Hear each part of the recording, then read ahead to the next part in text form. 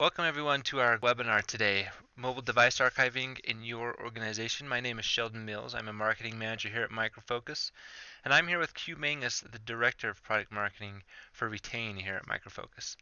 Just want to start off by thanking everyone for attending our webinar. We hope you benefit from all the great information we want to share with you today. We're going to have a Q&A session addressing the most frequent questions we receive regarding mobile archiving, best practices, and more specifically Retain. I'll be fielding questions and Q will be answering them. However, if you have any questions during the webinar, please put those through in the Q&A chat panel and Q will address those. Q. Welcome everyone. We're glad that you can be here on this webinar about mobile archiving and really hope you can benefit from the information that we're going to be presenting. Thanks. Awesome. Well, let's just jump right in. How about? First question. Why do I need to archive mobile communications? Like, what are the reasons to do so? Absolutely great question. Many people ask us this all the time. Um, so just a few things to take note of. I'm going to touch on a few items on why you should be archiving. And really the idea here is that the usage of mobile device communication has exploded, as we all know. I would imagine everyone on this call has the way that they communicate has changed drastically because of their mobile device.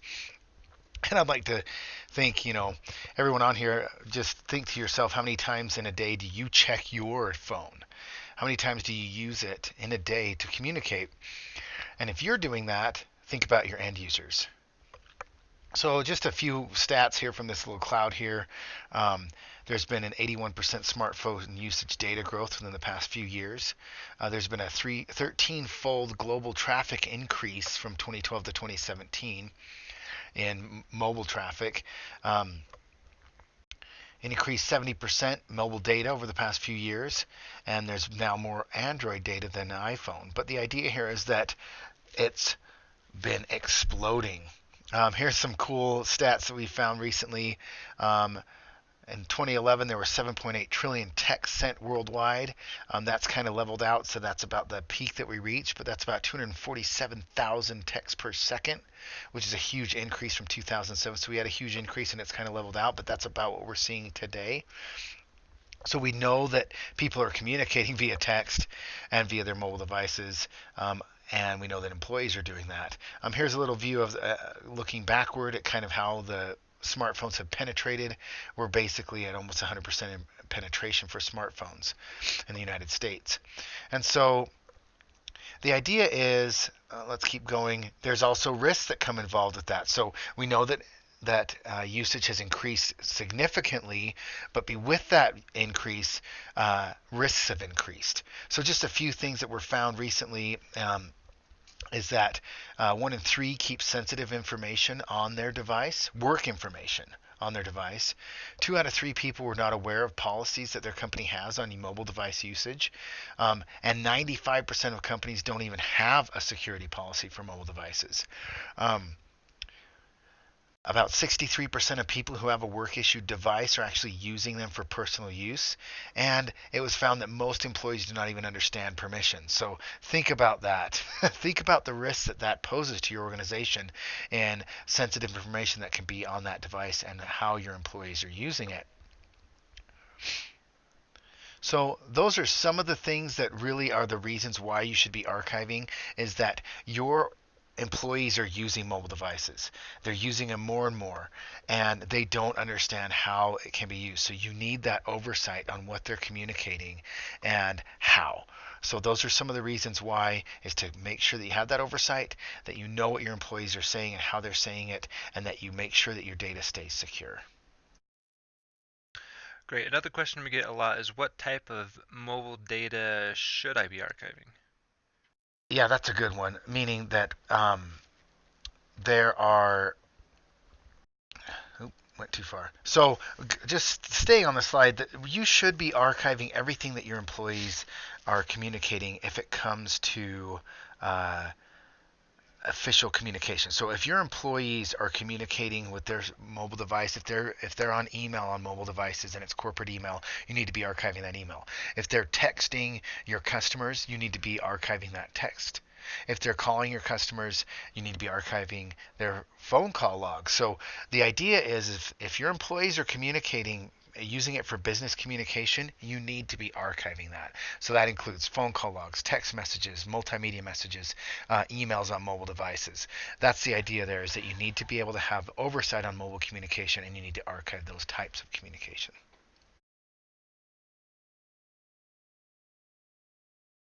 What kind of regulations can affect, what an organization archives when it comes to mobile, or anything, I guess, really, but mobile in specific.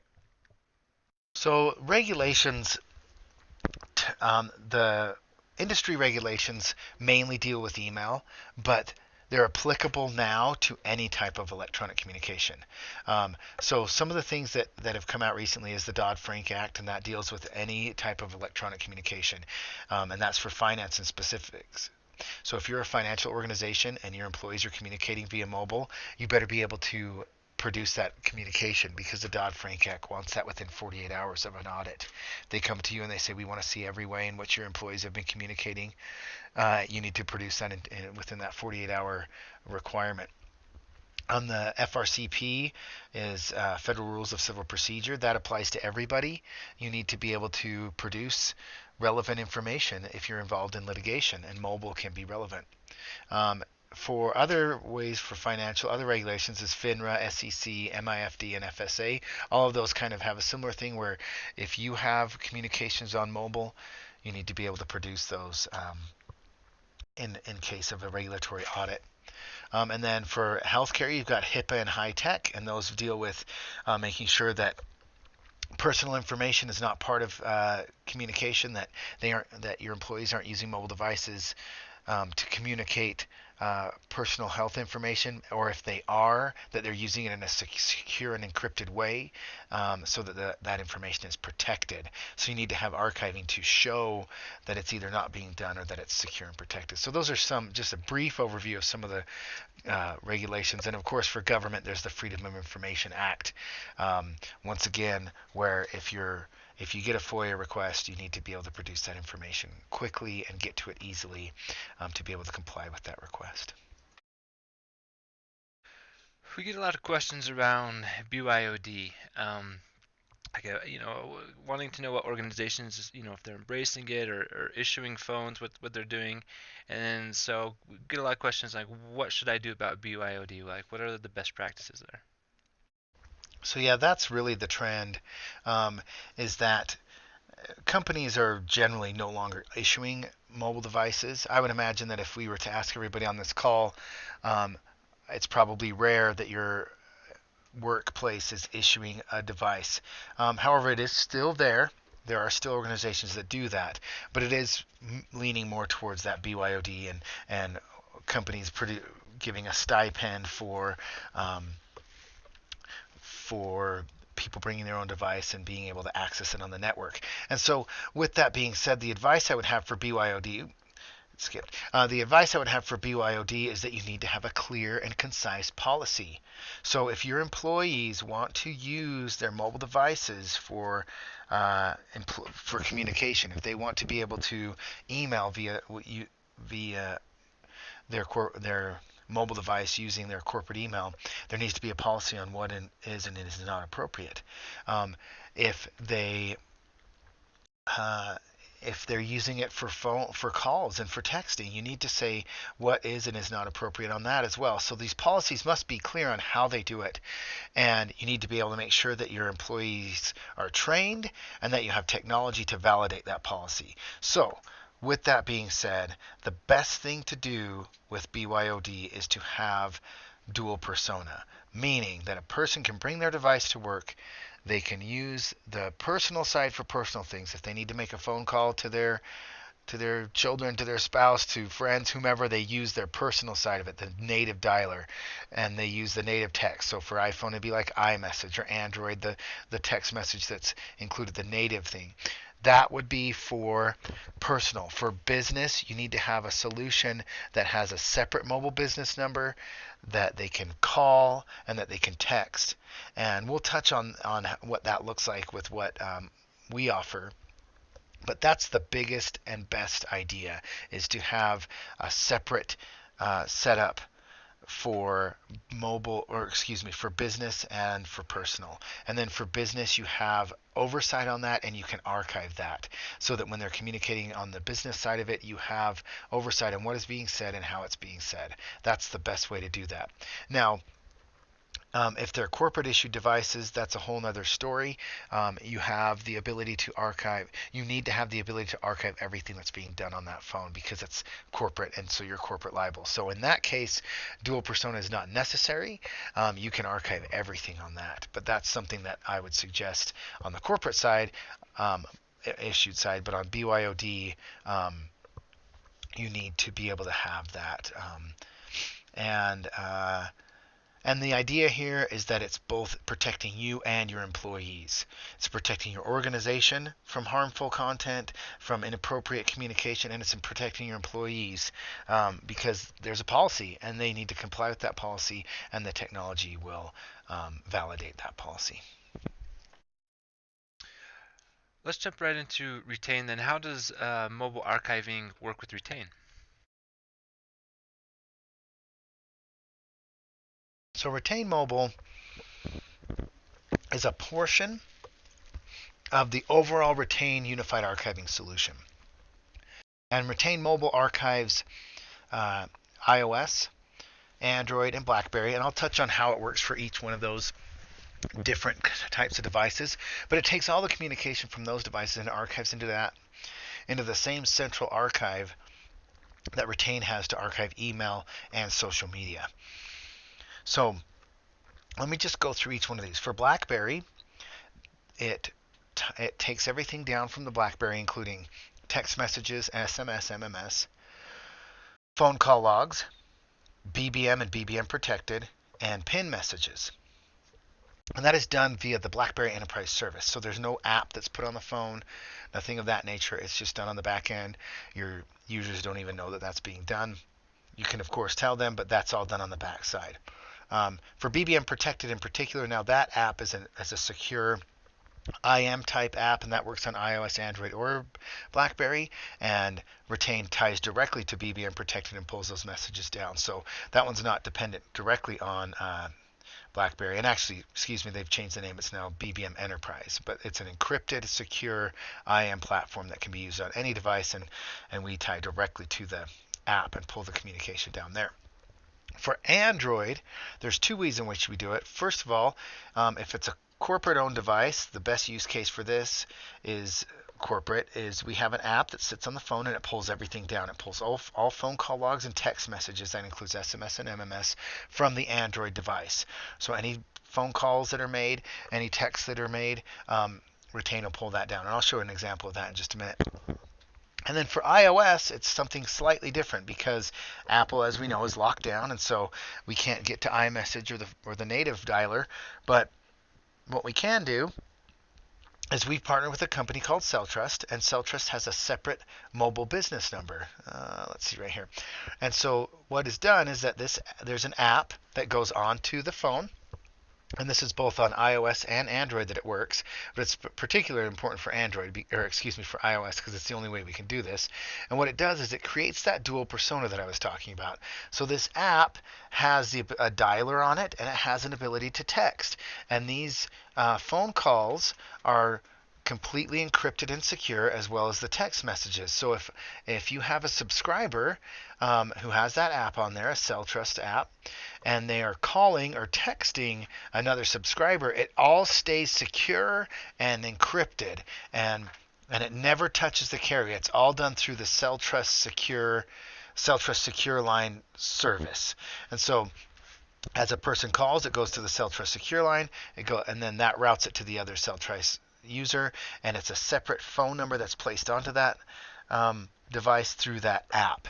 And so then then the same thing goes for a text. That is all secure and encrypted, and then that's all collected and put into Retain so that you can search and have oversight. If a person texts outside of the network to a non-subscriber, it goes and it hits the CellTrust Secure Line, then it goes over to the carrier, and then it's pushed down to the subscriber. At that point, it's not secure. but you still have oversight in the sense that since it's going through the Cell-Trust Secure line, Cell-Trust Secure line is connected to Retain, and Retain's going to have that oversight to be able to provide you that information of what has been of the calls that have been made and the text messages that have been sent. And then this is primarily for iOS devices, but it also works on Android. So you have that ability to have that dual persona for both Android and iOS. And so that's kind of an overview of how it works for each different type of platform. Um, One thing to take note of is that this dual persona is developed to support that compliance.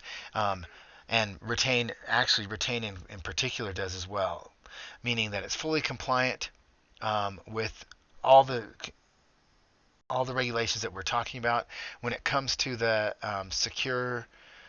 Cell-Trust Secure line and Retain Mobile. Now you have that fully compliant solution for iOS. You have that encryption. You have the oversight.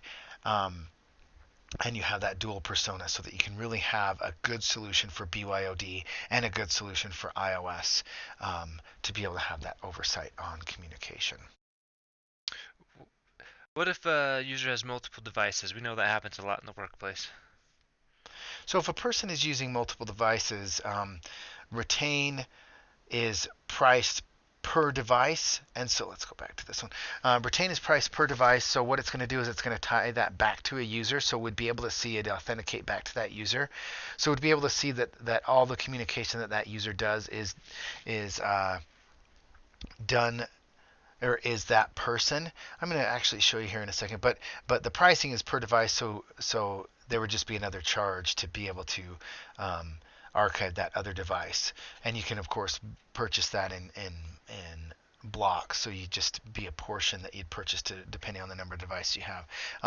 And then I just wanted to show this really quick. Here is a view of going back to how Retain archives mobile. Here's a view of what it would look like. User would browse. This is an Android. They'd be able to see their text messages here and the phone call logs. Let's go over and see what kind of the Cell-Trust one would look like. And this is an admin view, so this is an admin seeing the entire archive. An admin sees the entire archive, and and a user would see their own personal archive. Here's a view of secure messaging done via Cell-Trust.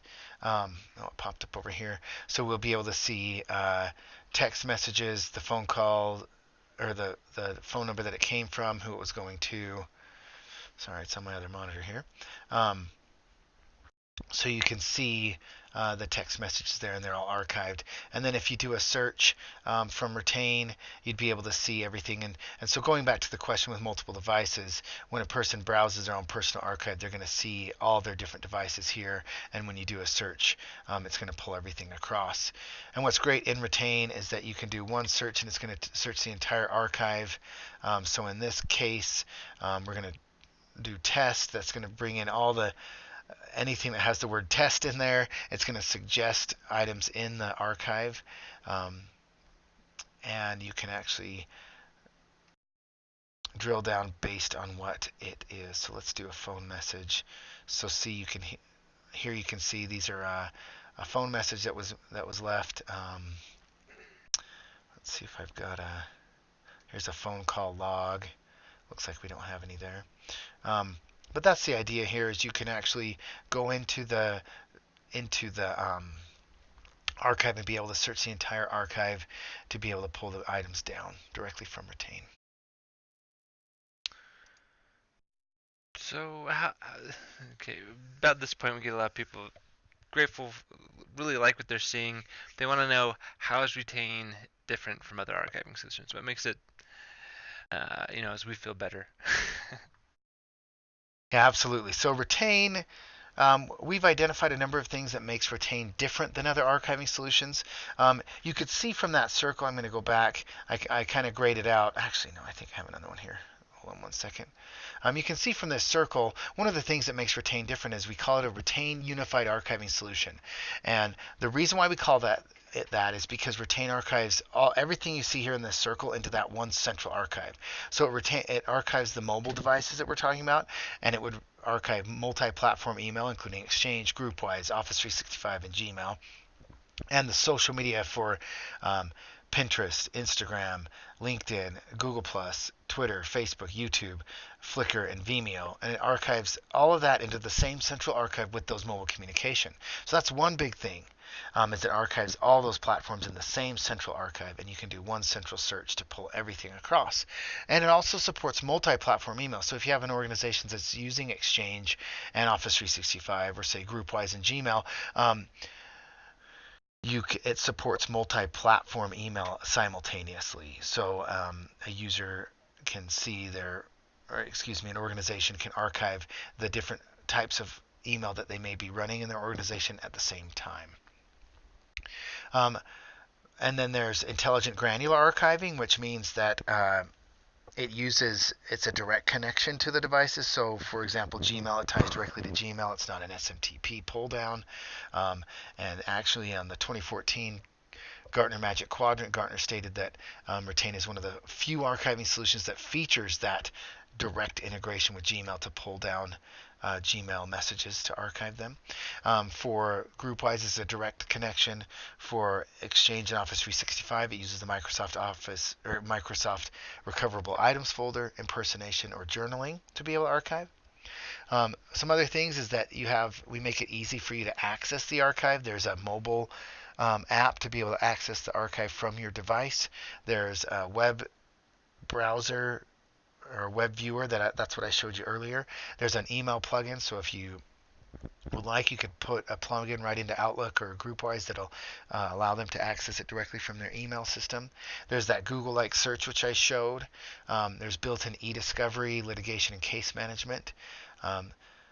That's all built in. And what's great that's different than Retain with Retain than other solutions that those tools are built in. You don't have to have a separate solution for eDiscovery or for litigation or case management. That's all built into Retain, which is a very different feature. And those tools include redaction, so you can redact items that you don't want to be part of the public record. Once again, unique to Retain.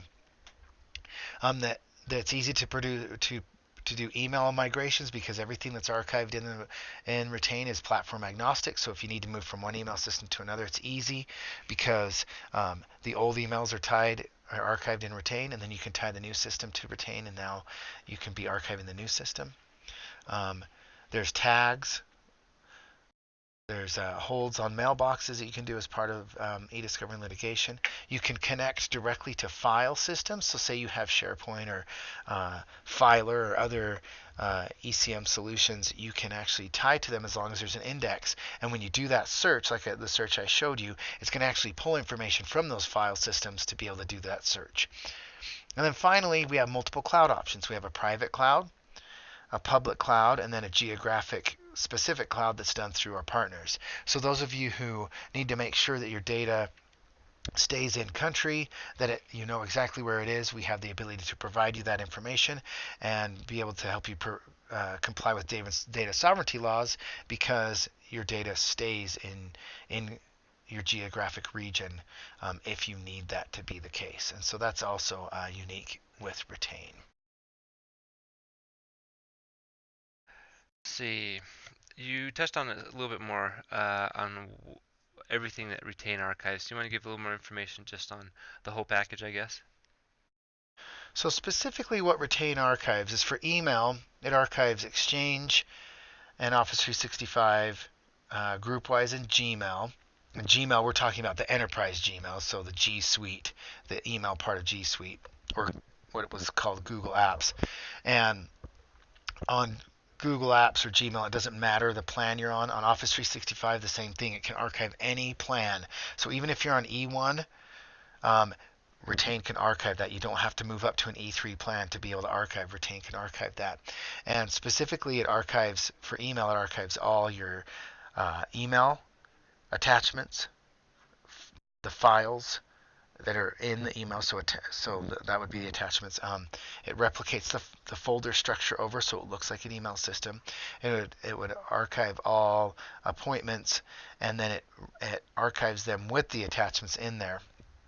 or excuse me, it archives them in the folders in which they pertain to.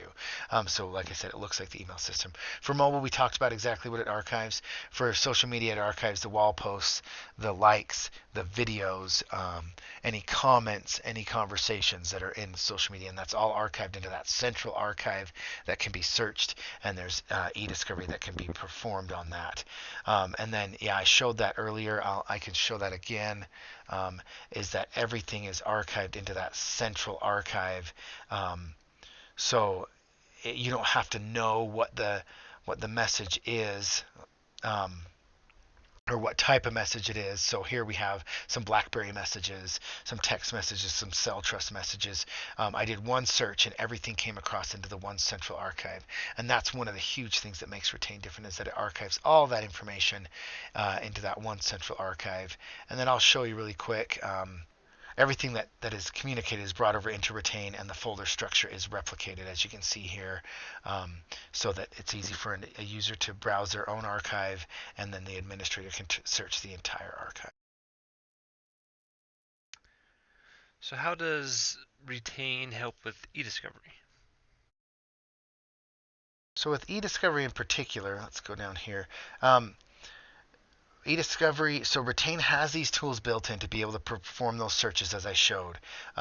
You can comply with the regulations because Retain features like worm storage, other things that make sure that Retain is compliant with the regulations that we've talked about. There's intelligent threading for social media in particular. So on the social side of it, you can see everything in context. You can perform redaction. I touched on that a little bit, but when you do an export of the data, if you want to redact items, you can, so that they're not part of the public record. You can place items on litigation hold. You can also, there is also an audit trail in Retain, so everything that is being accessed and any search that's being done is logged in Retain, so that you can go back and see everything that's been done.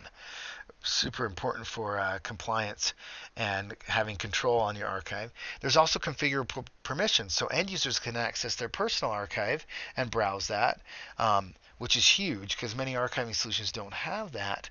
But we give the end users the option to browse their own archive and search it via the web, the mobile app, or the plugin.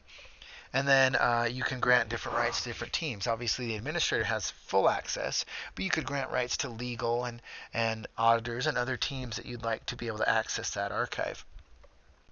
And then you can quickly and easily access data, as I showed. And then once you have that data, you can export that to a PDF or PST, depending on what you need, and also to the standalone archive viewer, which is a fully indexed standalone file that can be placed onto a portable media and handed off to another team. And then they can search that. It's fully indexed, and they can export again. So if you don't want a team accessing your full archive, you can give them that subset. So that's a little bit about how Retain works with eDiscovery, and those tools are all built into Retain. So just wanted to remind everybody that if you do have any questions specific, please put those in the question section. Let's see. Do you have any examples of how other organizations are using Retain? So here's a few successes with Retain. We had a Fortune 500 company that rolled it out using the BlackBerry Enterprise service. And so what they did is they were able to make sure that all messages, the content, the metadata, and timestamps were recorded. They have about 400 BlackBerry phones that are being used on a daily basis. So this is a financial company, right? So they have, so Retain Mobile ties directly to that BlackBerry Enterprise service to pull down all the SMS, MMS, BBM, and phone call logs. So now this company has oversight of everything that's being communicated, and that helps them comply with regulations, with those financial regulations that we're talking about, because it's archived into that Retain central archive that can be easily and quickly accessed. That's one example. Another one, we had a Fortune 50 insurance conglomerate that also had BlackBerry. They're actually converting everything now to Android, so it's going to be a very similar thing. But they actually have 17,000 users that are all being converted over.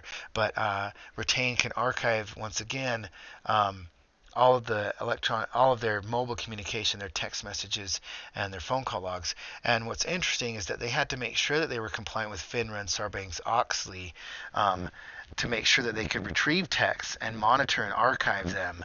And they had to be able to have eDiscovery.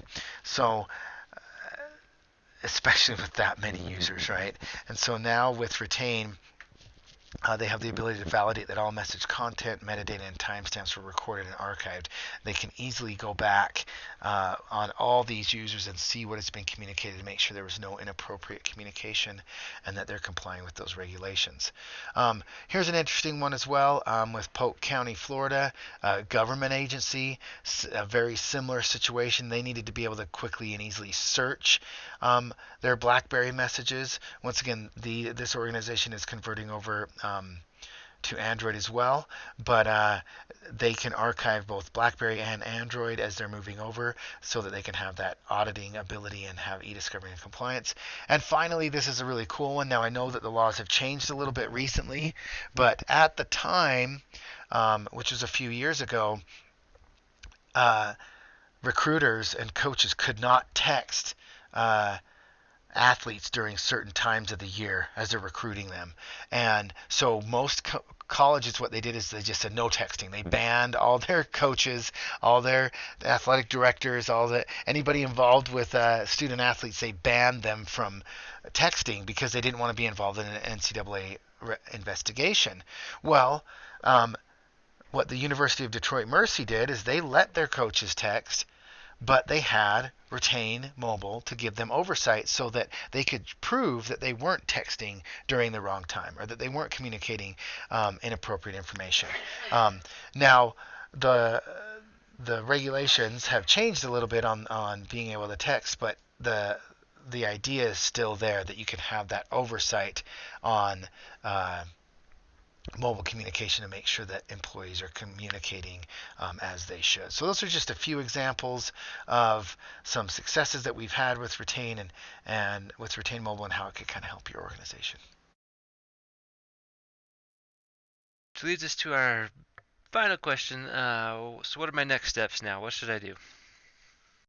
So just as a summary, yes, Retain Mobile archives all your mobile communication for BlackBerry, Android, and iOS, plus all the other platforms that we talked about, and it does that into that central archive. So yeah, some of your next steps would be to get a personalized demo or quote. You can do so by visiting retainarchiving.com. You can also contact us via that site there as well. And yeah, we'd love to win your business and be able to show you more how this solution could work for you. And yeah, as we talked about, it's important that you archive mobile communication. You need to do so to just have that oversight and comply with communication regulations. And so yeah, we'd encourage you to use Retain, see how it could work for you, and make sure that you're compliant with all those regulations and that you have that oversight.